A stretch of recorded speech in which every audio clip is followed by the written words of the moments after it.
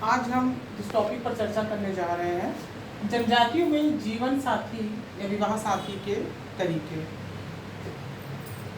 विवाह नामक संस्था हमें हर एक समाज में देखने को मिलती है, और यदि हम जीवन साथी के चुनाव के तरीके जनजातियों में इसका अध्ययन करेंगे तो ये पाएंगे कि जनजातियाँ जो है बहुत ही आधुनिक विचारधारा को सहेजे हुए हैं।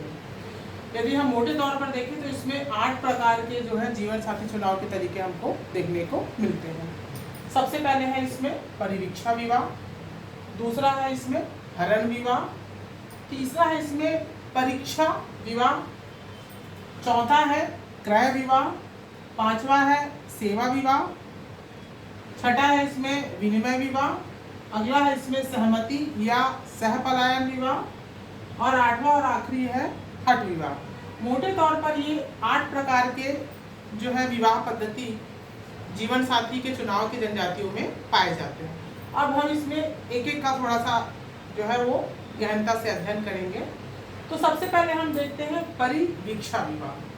तो जैसा आप सभी को पता होगा विद्यार्थियों कि जनजातियों में युवाग्रह पाया जाता है, जिसमें अविवाहित लड़के और लड़कियां जो है वो अपने संस्कृति का ज्ञान प्राप्त करते हैं, अपने विचारों को रखते हैं और अपने भावी जीवन साथी का चुनाव करते हैं। तो जब किसी युवक या युवती को वो आपस में पसंद करते हैं और उसमें आपस में सहमति से सामान्यतः वधू जो है वो वर के घर में निवास करती है, और जब यदि उसमें सहमति हो जाए कि हमें आगे चलकर विवाह करना है तो वो जो है विवाह कर लेते हैं, अन्यथा एक दूसरे से स्वतंत्र हो जाते हैं। अर्थात बिना विवाह के जो है वर और वधू एक साथ निवास करते हैं, एक पति और पत्नी की तरह परिवीक्षा विवाह के अंतर्गत। इसके अतिरिक्त इसके द्वारा एक मान्यता ये भी है जनजाति समाज में कि स्त्री जो है उसके जो है संतान उत्पत्ति की जो क्षमता है उसका भी इसके द्वारा आकलन किया जाता है।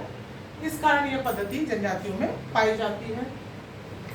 दूसरा है हरण विवाह। हरण विवाह से आशय है जब वर पक्ष के द्वारा या वर के द्वारा वधू का अपहरण या हरण किया जाता है और उससे विवाह किया जाता है। सामान्यतः ये पहले जनजातियों में पाया जाता था कि जब कोई वर जो है किसी वधू को चाहता है और उससे विवाह करना चाहता है, या कोई वर जो है वधू मूल्य नहीं चुका पा रहा है तो उस वधू का जो है वो हरण कर लेता था।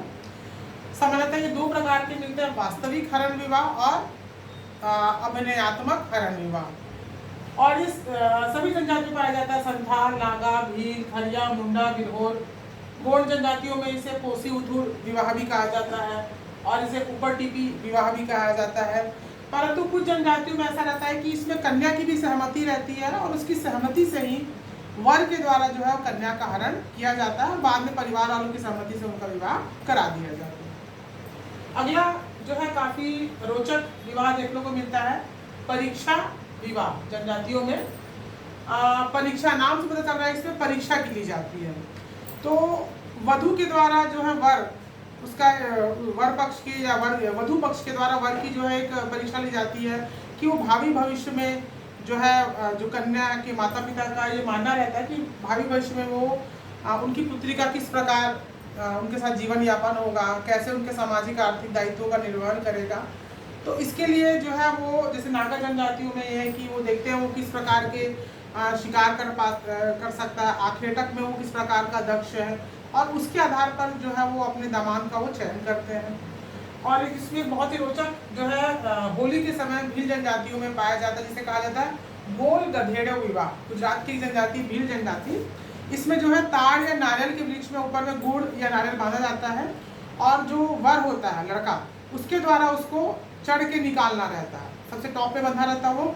जितनी भी लड़कियां उस घेरे में रहेंगी उस लड़के को नोचेगी, उसको नीचे खींचने का प्रयास करेगी, और जब इसमें लड़का सफल हो जाता है तो उसे जो है एक कहा जाए एक स्वतंत्रता रहती है कि उनमें से किसी भी लड़की से वो विवाह कर सकता है।